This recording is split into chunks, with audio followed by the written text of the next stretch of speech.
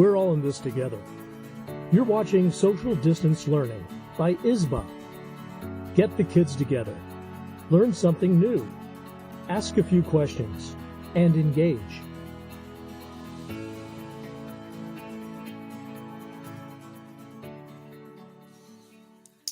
Assalamu alaikum, everyone, and good evening. Thanks for joining us on another social distance learning episode brought to you by the Islamic Speakers Bureau of Arizona. We took a little bit of a break and now we're back because it looks like social distance learning is going to be the norm for even our children. I'm going to try to straighten myself out a little bit so that I don't look so lopsided. My name is Uzma Jaffrey. I'm a certified speaker with the Islamic Speakers Bureau of Arizona, and we are usually invited out by churches, youth groups, public and private schools, colleges, and universities to come out and be the horse's mouth for Islam. But we don't just offer information about Islam. We also offer interfaith panels, so you can have a Christian, a Jew, and a Muslim on a panel. And it's not the beginning of a bad joke. So it's really nice because we can kind of, as a 3-for-1, provide a lot of interfaith information to classrooms as an adjunct to introduction to religious courses, world history, world religions courses, social studies, and all of that good stuff. And of course, with all of our offerings, there's the unfortunate circumstance is that not a lot of people will be able to take advantage of our offerings because of distance learning, but we want to make sure that we make ourselves available virtually to anybody who wants to have more information and wants to do more of these events with us. We are totally open to collaborating with y'all to bring more of these programs to you. So I hope I'm not overstepping by making that offer. So a little bit about myself. I am I told you I was a certified speaker. I'm originally from Texas and a transplant to Phoenix. I'm a mom of 4, 12, 10, 9, and 5. I have to remember because they keep doing that whole growing thing, right? And I'm a physician in private practice, and this is one of my volunteer activities that I really enjoyed doing. In a previous life, I was an elementary school teacher, 3rd and 4th grade, and I taught language and history. And I feel like learning about religions, learning about world history and other cultures is totally part and parcel of that. And if you do any job right, you'll end up teaching one day. So I was asked to give a little talk today, and the topic that I chose, especially for today, was an introduction to the Islamic pillar of Hajj. So it is a ritual rite, R-I-T-E, and if you think about it, R-I-G-H-T as well, that Muslims will fulfill once in their lives if they're able to, and we'll talk about some of those things today.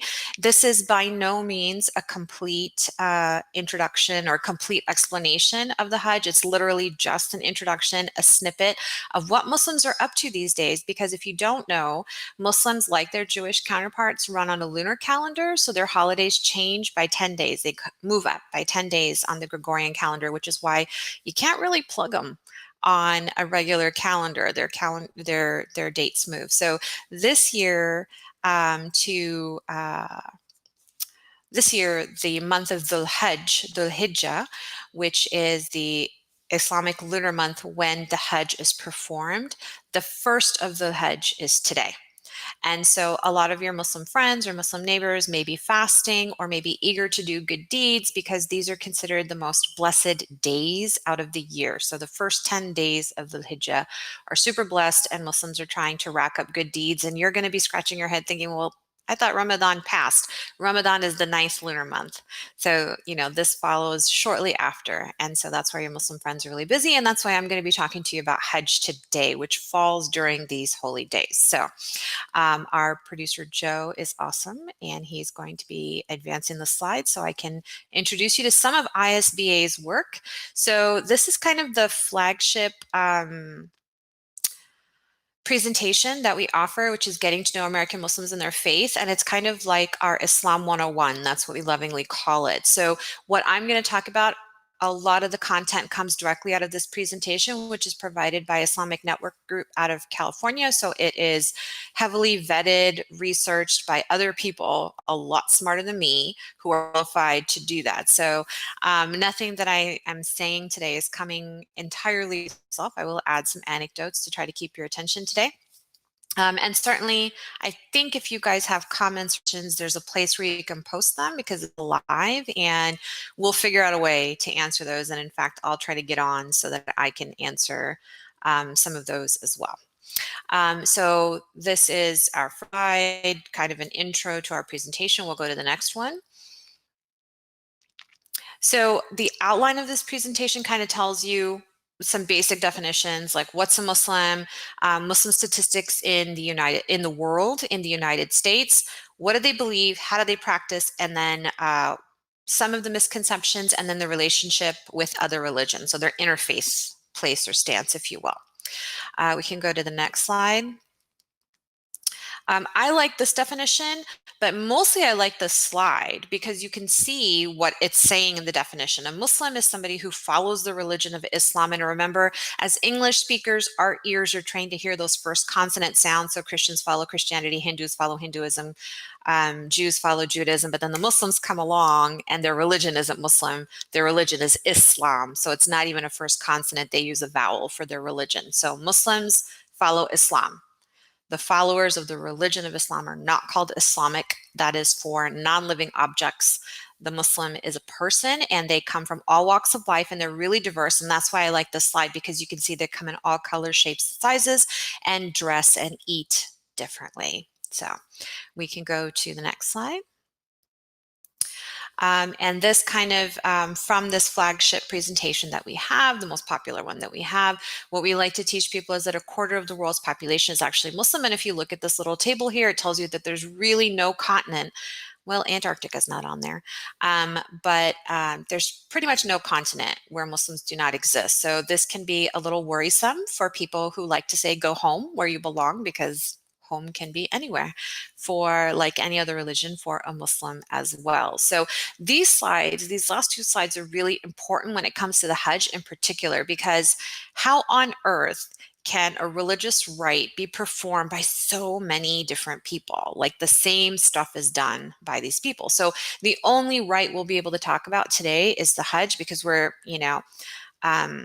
the scope of this presentation today is going to be limited because we only have about 30 minutes together tonight. So we're ready for the next slide. And so this is cut off a little bit, but basically what this slide is telling us is that only 15% of the world's population of Muslims, so the entire planet, only 15% of Muslims on the planet are Arab. And that really shocks people, because they're like, well, if they're going to the Hajj in Saudi Arabia, they must all speak Arabic. And no, that's not true. I myself speak at the level of about a 3-year-old. So it is not my first language. It's not even my second or third language. So very, very basic. The overwhelming majority of the world's population, if you were paying attention to the before, the top 4 countries that are Muslim on the planet don't speak Arabic at all. And that's where you have the majority of your world's Muslims coming from, those countries. Number 5 is Saudi Arabia, finally. So Islam is not associated only with Arabs. Traditionally, historically, if you take a look at like the Ottoman Empire, they are not Arab at all, and they don't consider themselves Arab. So that's a little bit of more recent history you can look into. I like this slide, again, because of the diverse faces and genders and clothing that you can see on different kinds of Muslims from different parts of the world. We can go to the next slide. So Muslims have 6 major beliefs, and again, talking about them is outside the scope of tonight's presentation, but these should sound familiar if you've ever been part of organized religion. Muslims believe in God, his angels, prophets, in God's books, in an afterlife, and in the will of God. So these should sound somewhat familiar to most people. And what you see pictured is the Hagia Sophia Mosque, which has recently been in the news, at least if you're a person of faith following that. It's kind of important right now, so you can take a look at the Hagia Sophia in Turkey. Next slide, please. So, monotheism, this is the only one of those six beliefs I'm going to talk about because, again, it has to do with the Hajj, which is the crux of our topic today. So, monotheism, as anybody who's been to school before knows, is belief in one God. And Muslims, like their Jewish counterparts, are staunchly monotheistic, like their Christian counterparts. They believe in the Abrahamic belief of one God only. And so people who are always wondering, why can't everybody just get along in the Middle East? Well, it's because it's the holy land for the three major monotheistic religions. And as a mom of children, I can tell you why there's no peace in the Middle East, and I will relate it to a cookie. If there's one cookie and three kids, everybody's going to fight for it. And Jerusalem is the cookie. So it's, everybody who is in one family is going to fight the hardest. That's what's happening right now. So Islam considers itself an Abrahamic faith, and they believe that they are worshiping the same God as Abraham, the same God as Moses, the same God as Jesus. And this is going to come up again when we talk about the Hajj. Next slide, please.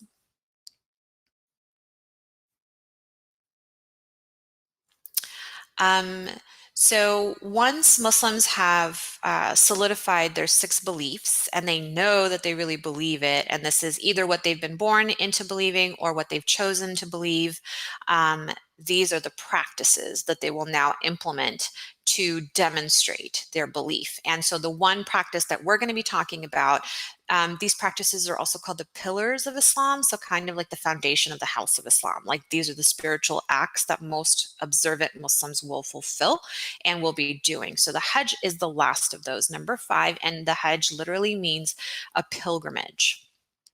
And we can go to the next slide, please.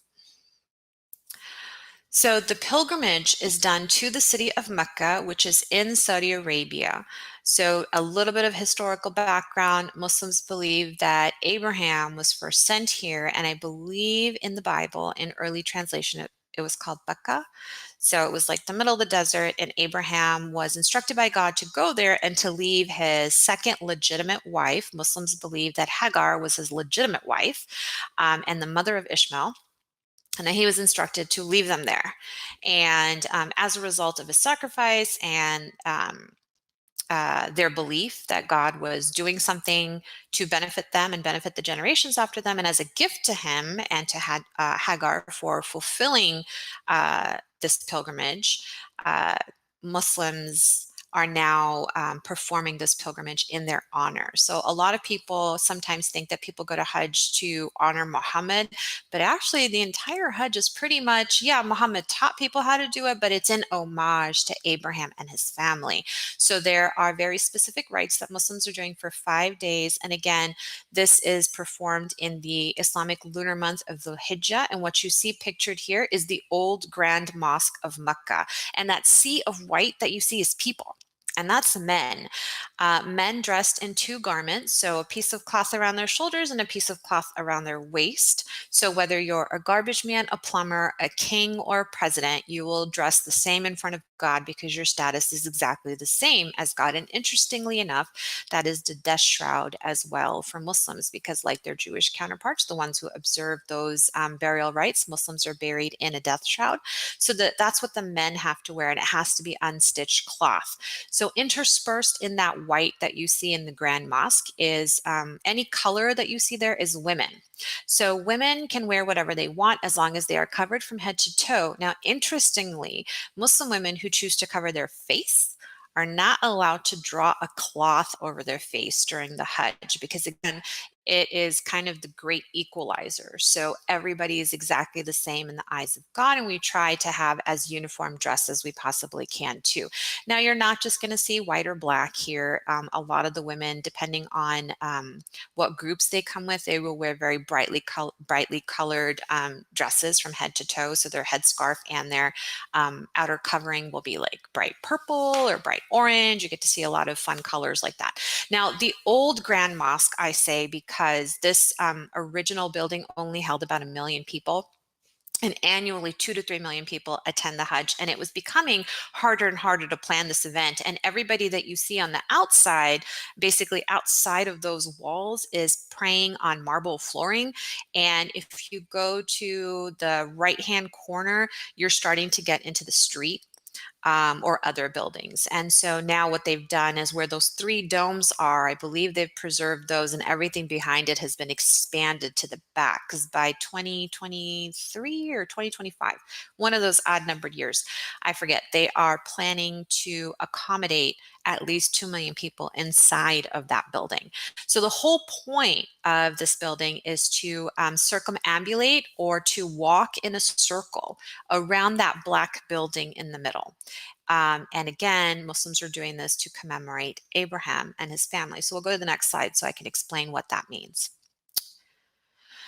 That black building in the middle is the Kaaba, which in Arabic just means cube. Muslims believe that the foundation was laid by Adam, and then the walls were raised by Abraham and his son Ishmael, because when Ishmael grew up, Abraham came back to the valley to find his family, and he found his son.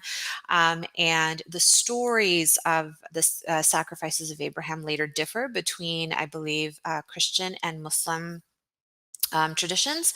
So in the Christian tradition, it's Isaac, who Abraham was asked to sacrifice. But in the Muslim tradition, it was Ishmael that he was asked to sacrifice, blindfold his son, raise the knife to slaughter him for God, and to reward him, God replaced his son with a ram. So this happened after Abraham returned to the valley. And then his son helped him put the original walls up. Now, over time, with different rulers and during different wars, the Kaaba has actually been a rectangle, and then a cube, and then a rectangle and a cube again, rectangle and square, sorry. And now it's a cube, and they've decided we're not going to change it again. This building is really important because Muslims believe that it's the first house devoted to the worship of one God. And they believe that Adam laid that foundation, and then Abraham built the actual building. So in that monotheistic tradition, when Muslims are praying 5 times a day, one of those ritual practices that we're not talking about today, they are facing in this direction. So because we believe that the earth is round, it's going to be different directions depending on if you're in China or in the United States. So typically we will be northeast when we're in the United States, facing this direction to pray. And you can actually see tiny figures bowing down in this direction right now. So it's probably because they're not wearing their death shroud, the garments that are required during the Hajj. It may be off season, or it may be a different time. I'm not really sure. But this is a super important structure in the Muslim faith. We can go on to the next slide. I tried to include another picture just to show you like the sea of people that are bowing to the Kaaba. And this is not from the Islamic Network's approved group of slides. This is something that I found on Google and I added here. And what I was trying to picture is behind the Kaaba, attached to the complex of the Grand Mosque, are 2 hills called Safa and Marwa. And over time, and because of erosion and people touching them and those body oils, those hills are very eroded now, and now enclosed in glass. So it used to be that the pilgrims would go around this Kaaba, the structure, 7 times, and then run between the hills of Safa and Marwa. And that is part of the Hajj ritual that every single person, whether you do the Hajj or you do a lesser pilgrimage, will be performing. Now, there are 2 different types of pilgrimages. Yes, there are. There's a lesser one, and then there's the Hajj. The Hajj is the one that's absolutely required. The Umrah is kind of what I lovingly like to call like the practice Hajj, where it's just a little tiny piece of the rituals that are required. And that's going around this building 7 times and then running between the mountains, the hills of Safa and Marwa 2 times. Now, Safa and Marwa are really important because when Abraham was told to leave his wife and infant child in the valley alone with nothing there, Hagar said, okay, go, and I'm going to figure this out. And that strong woman ran between those hills looking for something to hydrate herself and hydrate her son. And she kept running and didn't find anything. And in the meantime, her son's foot struck the ground. And this was considered a miracle in Islam because the well, the holy water in Islam is called Zamzam. And the well of Zamzam was struck by baby Ishmael's foot. And that that well still runs today and is under this complex. And so all the Muslim holy water continues to run to this day, 1400 something years later. And that's not pictured. I couldn't find any good pictures of the well for you, or any really good pictures that weren't boring schematics of the hills themselves. But that is, again, demonstrating, I think, homage to the family of Abraham, and that's what Muslims are trying to do. All right, we can go on to the next slide. I didn't do a good job of sending this one, but this is kind of a breakdown of the top countries that are sending Muslims to the Hajj, now countries that get granted visas by the Saudi Arabian government to enter. And what's interesting, I mean, obviously 600,000 Saudi nationals are performing the Hajj because it's in their country, and that makes sense. But then if you look at India, Pakistan, and Bangladesh, those are the countries, and Indonesia. Indonesia is the country with the highest population of Muslims on the planet. It's mostly homogeneously Muslim, and that's how many people attend the Hajj annually from that country. And then right behind it is India, Pakistan, and Bangladesh, which is a huge number, like almost 500,000 people. So almost equal to Saudi nationals attending. And then what you don't see pictured got cut off because of my oversight. I apologize. I don't know how to size pictures for presentations. Other countries. But the big players that we typically associate with Muslims are pictured here. So you see some African countries, you see Turkey. There's always a huge Turkish contingency, Indonesian contingency, and then others from other countries. So others would include the United States. We can go on to the next slide. So really the Hajj rituals themselves start on the 8th of Dhul Hijjah. So 1 week from today is when the pilgrims will actually have to get to work. So right now, what Muslims are typically doing is adjusting their schedules to try to get in as much worship as possible, kind of like they were doing in Ramadan, but the emphasis is on doing it during the daytime. The pilgrims in preparation for the Hajj back in the day when travel wasn't so easy would get to Mecca and Medina, the holy cities, early to kind of relax, get over the jet lag, and then there's some garment restrictions. Like I said, the men have to wear certain clothing, and even the women are restricted because once you come into your ritual state of purity or cleansing after a ritual cleansing, there's certain acts that you cannot do. Like you cannot wear stitched garments, you cannot have anything with any fragrance, like your soap, your deodorant, all of that stuff, your hand creams and stuff can't be scented. What else? You're not cutting your hair, you're not cutting your nails, and then the men are required to wear unstitched garments for that amount of time. So kind of to practice, pilgrims will go ahead of time before the 8th of Dhul Hajj, and they will perform the lesser pilgrimage that I talked about, where they're walking around the Kaaba 7 times and they're running between the hills 7 times. And then they get a period of rest. They can undo their clothing, and now they can use the perfumes if they want to. Oh, one of the major restrictions is also, as a pilgrim, you cannot have any sexual relations. You can't fight. There's no going to war. The goal is not even to hurt an ant if you can, and only good speech, because you're a pilgrim, you are a guest of God. And so Muslims are really trying to purify themselves as pilgrims when they get to this point. And unfortunately, you can't tell really well here, but so the 8th starts the ritual acts of the Hajj, and through the 13th, these pilgrims are performing these particular ritual acts, and they're very specific. The easy one is pray as hard as you can. Now, why are these acts being performed? Not just to honor Abraham, not just because Muhammad said to do it, not just because God said to do it, but because Muslims believe that if their pilgrimage is accepted by God, that their sins will be cleansed. So they will exit the Hajj as if they were just born, like sinless.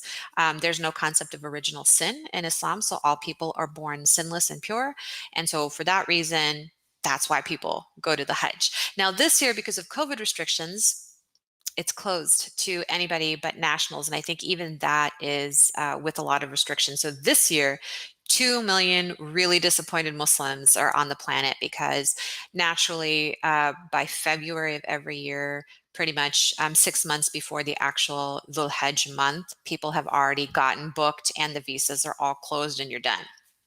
So this year, unfortunately, people can't go, and it is really tragic for Muslims to believe that, oh, this year I don't have the opportunity to cleanse my sins, so I better, really buckle down during these 10 days of the Hijjah and during this lunar month and get my good deeds in during the day since I couldn't perform the pilgrimage. Can we go to the next slide? So this slide from Al Jazeera is a really good one and really easy to find on Google. And I posted it just to kind of show the logistics of what the Saudi Arabian government, what the Kingdom of Saudi Arabia has to deal with. Like 2 million people that are coming into the holy cities, which guess what? I live in Phoenix. So Mecca, Saudi Arabia is pretty much laid out like Phoenix. It's not huge. It's hard to get 2 million people in here all together in the same spaces. Because remember, there's 5 days to do these rituals. So you have to coordinate 2 million people doing all of these rituals over the course of 5 days.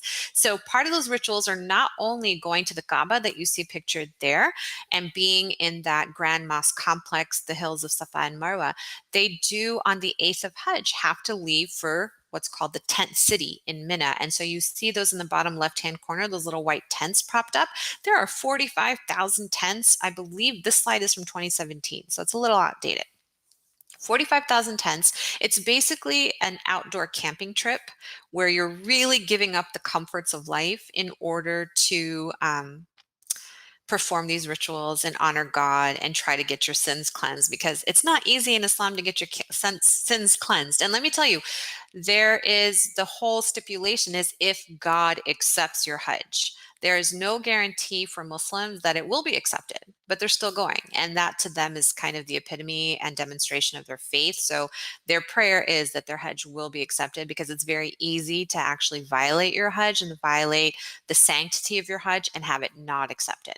So after the tent city, they are going to what you see at number 5, Arafah. That is on the 9th of the month of the Hajj. So a week and 2 days from now, the pilgrims will arrive there. And that day is the most important day of the Hajj rites. This is when Muslims are literally, from morning to night, they are going to be praying for forgiveness. They believe this is the plane of humanity where all of humanity would be gathered on a day of judgment, and it will be determined who is going to heaven and who is going to hell, because it's part of their tradition as well and goes back to the 6 beliefs that we're not able to cover today. And then after that's on the 9th, and then on the 10th they will leave that plane. And the 10th, for the rest of the Muslim world who are not pilgrims, that is the Eid, or the big holiday, kind of celebrating, oh, the pilgrims made it, they're forgiven. We really hope they were forgiven and we congratulate them. And so the rest of the Muslim world who is not on the pilgrimage is going to be celebrating an Eid, or a feast. The pilgrims, however, have to continue and do some more work. So 6, 7, 8, 9, all the way to 13 is their continuation of these ritual rites, include some outdoor camping and praying, includes some stoning that's symbolic of Abraham, kind of shunning Satan and not being tempted by Satan. And again, performing these in a state of purity and a state of peace and a state of calm, so that they're not angered, they're not upset by anything, they're not tempted by anything. You can see some numbers about money over here, and that you can ignore that part, but you can read more about it on the Al Jazeera. Next slide, please. So pilgrimage is not specific to Islam. Many different faiths will also have some version of pilgrimage. And so those are pictured over here. We have some Buddhist, some Hindu, Jewish, and I believe I'm looking at a Shinto pilgrimage. I'm not really sure. I should have read that more carefully. I'm sorry. But prayer, worship, fasting, charity, pilgrimage, these are common to most religions that we all recognize. So in Islam, it's no different. Pilgrimage is done to seek peace, to seek God, to please Him, and to purify oneself, and to find spiritual fulfillment, of course. Next slide, please. So on July 31st is calculated by the lunar calendar because the great thing about science is that it can be calculated and you can track the movement of the moon. And Saudi Arabia has already announced that July 31st will be the day that will be the 10th of the Hijjah, which will be the feast day for the rest of the Muslim world. And right now, anybody who's outside of Saudi Arabia who cannot perform a Hajj because this year the Hajj is canceled.